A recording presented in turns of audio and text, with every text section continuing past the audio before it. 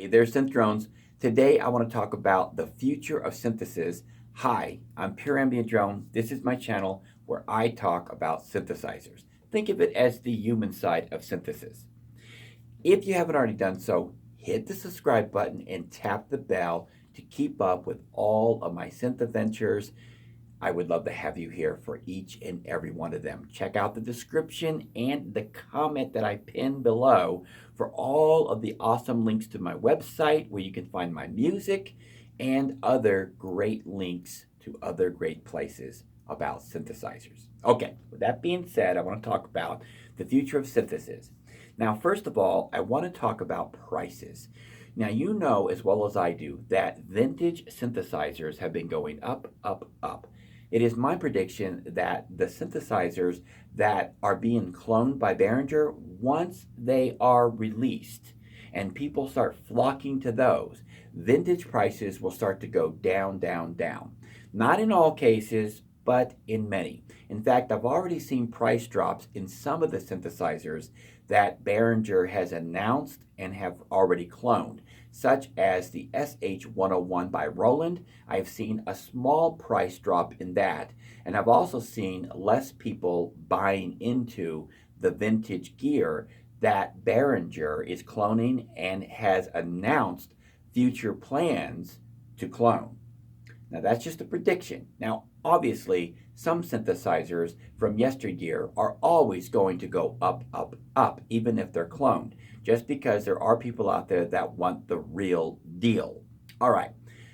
My second prediction is going to be with Arteria. I love the sound of Arteria. They're doing a fantastic job making synthesizers, but they've been stuck in the monophonic world long enough. My prediction is that they're going to be coming out with a polyphonic synthesizer. They should. It is time for them to hit the market with something mega, something big. And it's going to have to be, at the very minimum, 8 voices. And I say that because, for me, 6 voices doesn't always do it, especially when you're wanting to get some deep pad sounds. And please, Arteria, if you're listening to this video, please, would you make it a VCO? Because nothing sounds so beautiful than an analog VCO synthesizer in polyphonic world. Okay, with that being said, Roland.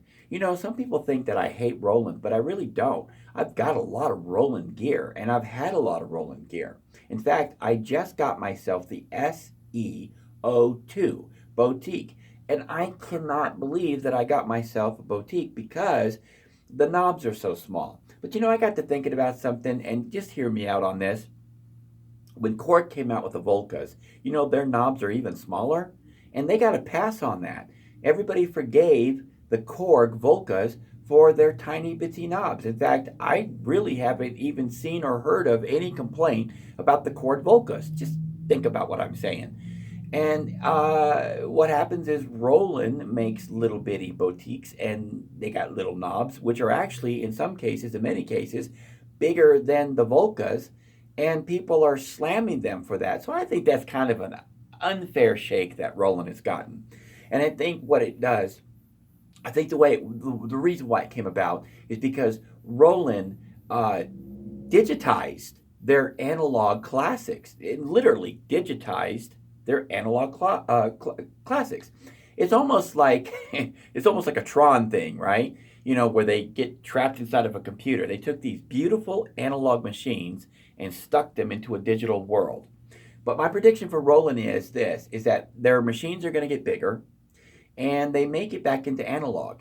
And if they were really smart, now this really isn't a prediction, but more like a hope. Roland, if you're listening, this would be really cool. Beat Behringer to a, ready for this? Jupiter 8. Beat them to it. I know Behringer don't want to hear me say that because, you know, I'm a big fan of Behringer. I love what they're doing.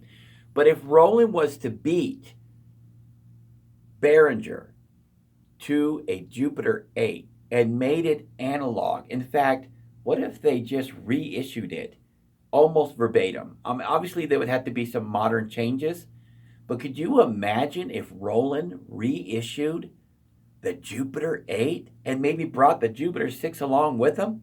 Oh my gosh. It would shock.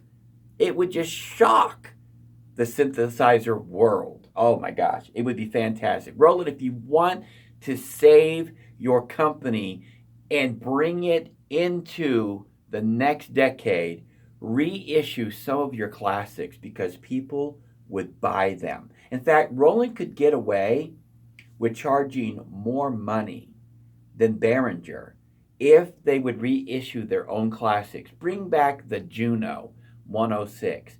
Bring back the Juno 6D. Bring back the 808s, the 909s. Bring back the drum machines. Bring back the Jupiters. You would rock the synthesizer world. You could do it. Roland, you're big enough. You can make it happen.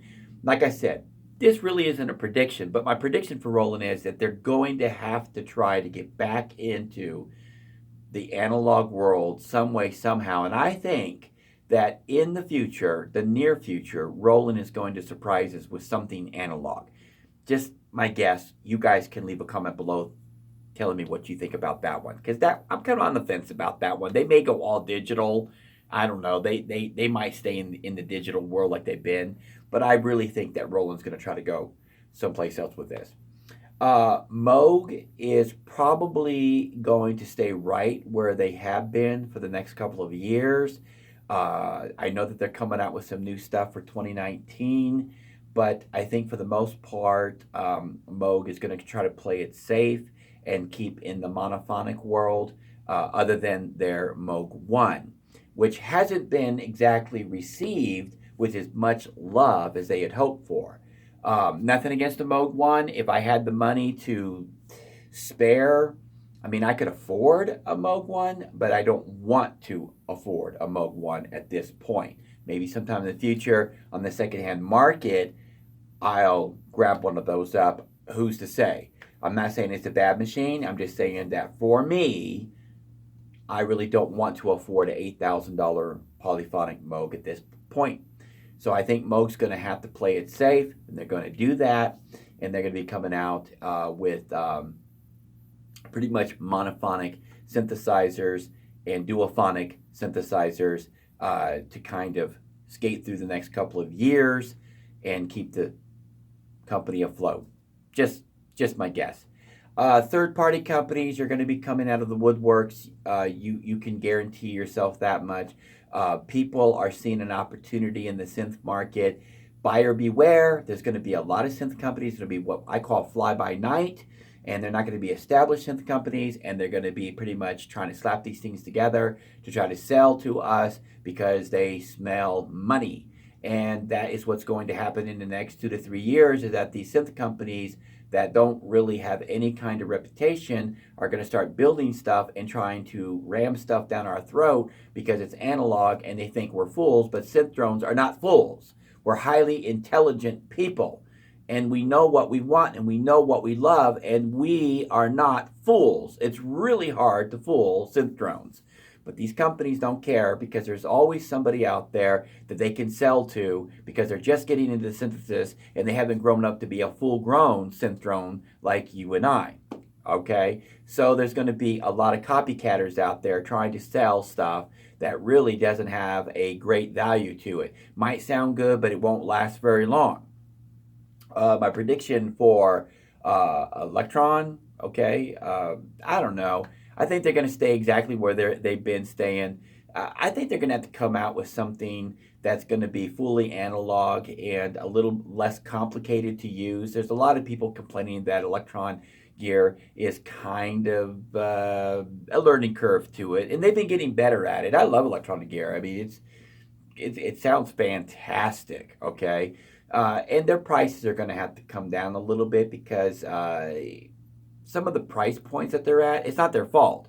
You got to be a big company to buy this stuff and to get it made at affordable prices. So I'm not pushing the blame on anybody for high prices. Honestly, I'm not.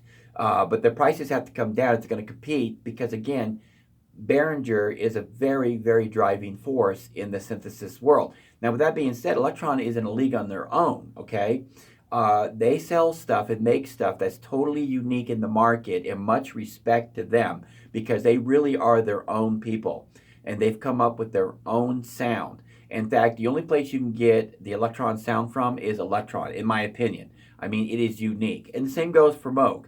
Moog has a sound to it that is hard to match in the market, and they've got that. So it's sort of like, if you like Pepsi, you got to buy Pepsi. If you like Coca-Cola, you got to buy Coca-Cola. But you can't get the same flavor from the same companies or from one another, because they're unique, and if you want it, you got to get it from them. And I respect that. I respect that. So Electron's probably going to keep on doing what they've been doing, and they do it well. They do it well. They make these little groove boxes, if you will, and they sound fantastic, and they operate great, and they have fantastic quality. So my hat's off to them. But I think they're going to pretty much just keep doing what they do. They're a pretty steady company, and they know where they're going, and they know where they've been, and they know where they want to be. All right. With all that being said, there's a billion things that I could say about a billion other syntheses, and I'm probably missing 100,000 things here. But I want to open up the conversation with you guys. What are your synth predictions for, say, the next 3 years? We're talking about, the rest of 2019 up until about maybe 2022. What do you guys think is going to happen in the synthesis world? You guys leave a comment and you discuss it with me here. I would love to hear you guys. I read your comments. I really do. And I try to answer everybody. It's just that the channel's growing. I love the fact that the channel's growing. And it just really shocks me, the love that you guys pour out in the comments about how much you guys love the channel. I love that feedback, because it keeps me going in the direction that I'm going in. And yeah, I mean, there's nothing else to say about it. You guys are fantastic. With that being said, there's going to be some videos popping up on the screen if they haven't already done so.